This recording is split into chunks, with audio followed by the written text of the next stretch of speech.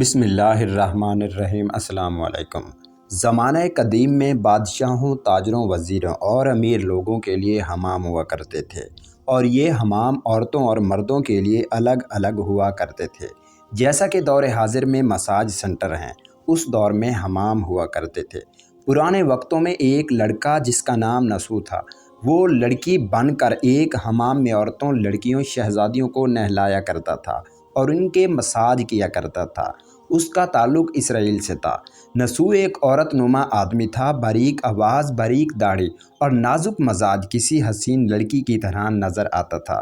نسو نے اپنی ظاہری شکل و صورت کا فائدہ اٹھاتے ہوئے ایک عورت کا روپ دھارا اور ایک حمام میں کام کرنے لگا۔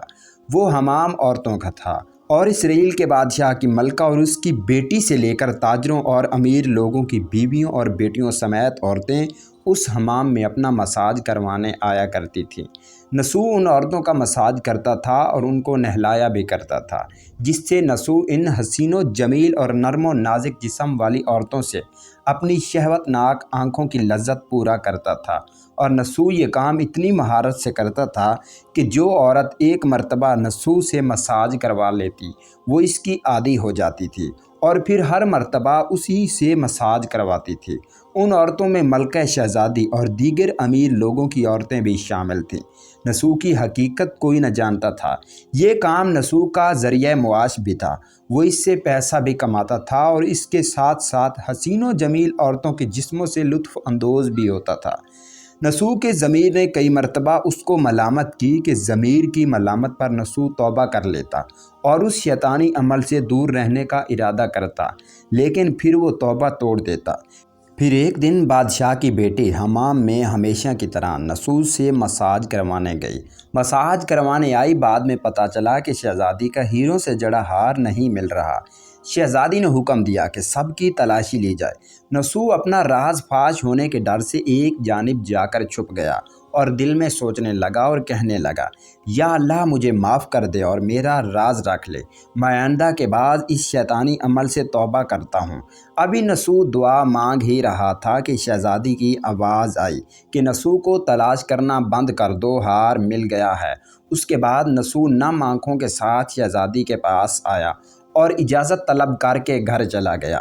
گھر جانے کے بعد بھی اس نے خوب آہو پکار کی، چونکہ وہ قدرت کا کرشمہ دیکھ چکا تھا اور اس نے اب سچی توبہ کر لی تھی۔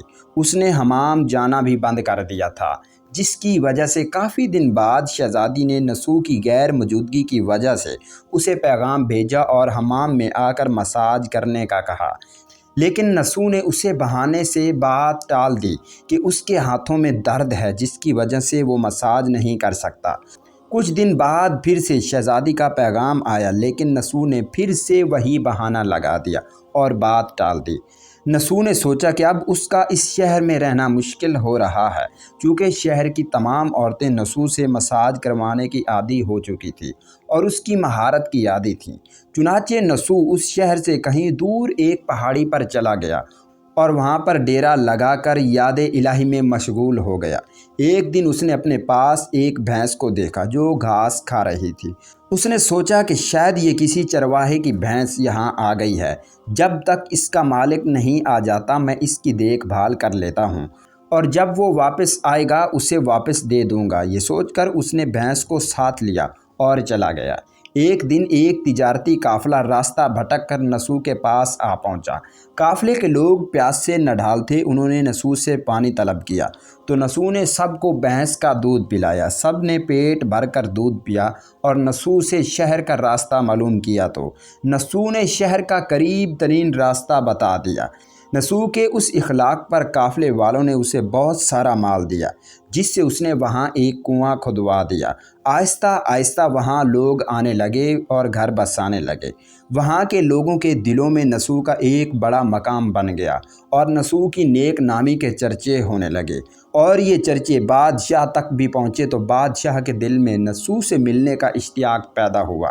اس نے نسو کو پیغام بھیجا کہ بادشاہ سلامت تم سے ملنا چاہتے ہیں، لیکن نسو نے یہ کہہ کر انکار کر دیا کہ مجھے بہت سے کام ہوتے ہیں، میں بادشاہ سے نہیں مل سکتا۔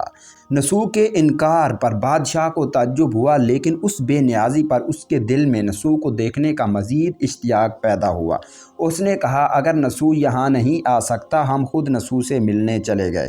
چنانچہ بادشاہ اپنے کارندوں کے ساتھ نسو سے ملنے روانہ ہوا۔ قدرت کا کرنا ایسا ہوا، جب بادشاہ نے نسو کے علاقے میں قدم رکھا تو قدرت کی طرف سے ملک الموت کو حکم ہوا کہ بادشاہ کی روح قبض کر لی جائے، اور بادشاہ وہاں انتقال کر گیا۔ چونکہ بادشاہ عقیدت مندانہ نسو سے ملنے آ رہا تھا اور رعایا بھی نسو کی نیک نامی کی عادی تھی، تو نسو کو بادشاہ کی جگہ تخت نشین کر دیا گیا۔ نسو نے بادشاہ بننے کے بعد اپنے علاقے میں عدل و انصاف کے قوانین بنائے اور ان پر عمل کرنے کے احکامات جاری کیے۔ پھر وہی شہزادی جس کا نسو حمام میں مساج کیا کرتا تھا اور اسے نہلایا کرتا تھا، اس سے شادی ہی کروا دی گئی اور وہ بھی ملکہ کے عہدے پر فائز ہو گئی۔ ایک دن نسو اپنے محل میں بیٹھا لوگوں کو نیکی کا درس دے رہا تھا کہ جناب، کچھ سال پہلے میری بھینس گم ہو گئی تھی۔ میں نے اسے تلاش کرنے کی بہت کوشش کی لیکن وہ مجھے نہ مل سکی، میری مدد کریں۔ نسو نے اس شخص کا جواب دیا کہ تم بالکل فکر مت کرو، تمہاری بھینس میرے پاس ہی ہے۔ آج جو بھی ہوں تمہاری اس بھینس کی وجہ سے ہوں۔ اس پر نسو نے اپنے کارندوں کو حکم دیا کہ میری دولت میں سے آدھا حصہ اس بھینس کے مالک کو دے دیا جائے اور اس سے بھینس بھی لوٹا دی جائے۔ اس پر وہ شخص بے حکم الہی کہنے لگا، اے بادشاہ، جان لو کہ نہ تو میں انسان ہوں اور نہ ہی وہ بھینس جانور ہے۔ ہم دونوں فرشتے ہیں اور اللہ کی طرف سے تمہارا امتحان لے رہے تھے۔ یہ سارا مال تمہیں مبارک ہو، یہ سب سچی توبہ کرنے پر تمہیں تمہارے انعام کے طور پر تمہیں عطا کیا گیا ہے۔ اس کے بعد وہ دونوں فرشتے غائب ہو گئے۔ نسو نے مال کمانے کے لیے اللہ کا ناپسندیدہ کام منتخب کیا تھا، لیکن جب وہ کام اللہ کے خوف کی وجہ سے چھوڑا تو اللہ نے اسے بادشاہت عطا کر دی۔ حرام طریقے سے لذت لینا چھوڑی تو اللہ نے اس کے نکاح میں شہزادی دے دی۔